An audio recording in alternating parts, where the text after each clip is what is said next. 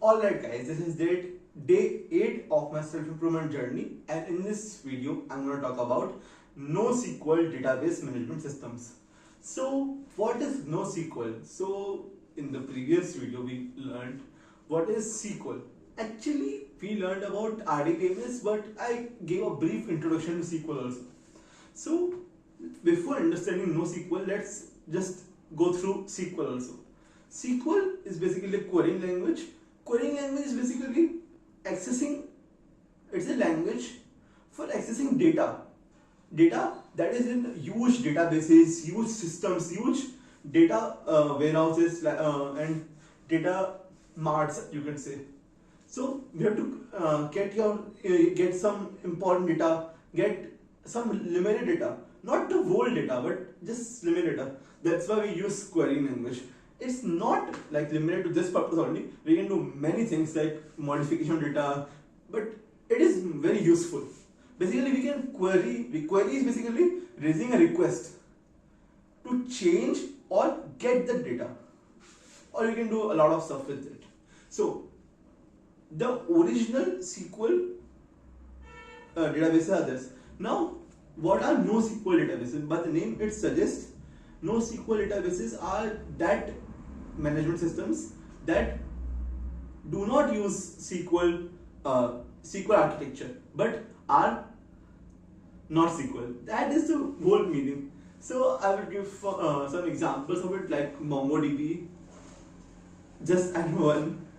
The thing is, why these are useful. So SQL is really useful in structured data. When we are talking about rows, columns, that stuff. But most of the information in our internet, in our whole world, is unstructured data, like websites, web pages, YouTube videos, photos, videos.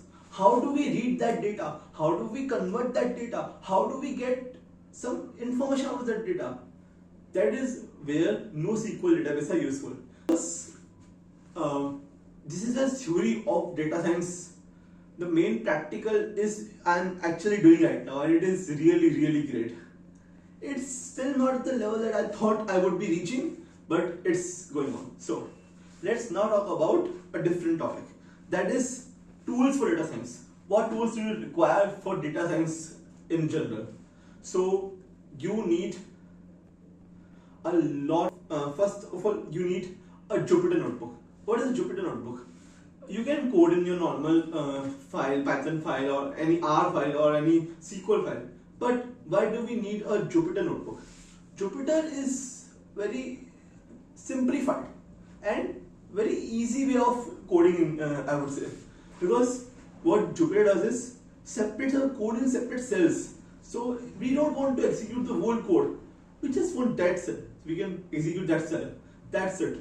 And it simplifies a lot. And also, Jupyter is universal. So imagine you don't have installed a particular Python version, particular R version in a particular system, but it is installed in your system. So how do we share code? How do we actually collaborate in this code? That is why many GitHub users, many coding people use Jupyter Notebooks, and they are really cool. I would make a separate video on how to use it. But the thing is, by making that video, see, some things when you are learning the thing, they are really intuitive. For example, how do we open a particular file in any application? If you can read English, you can do it. You have to go to new and click on open new file or open file, whatever the thing is. Basically, majority things in any learning is really intuitive, but we take them for granted, and we, to do this you have to go through this, go to this. Why learn this sort of stuff when you can actually read through it and figure it out yourself and use your own brain that you actually have to use?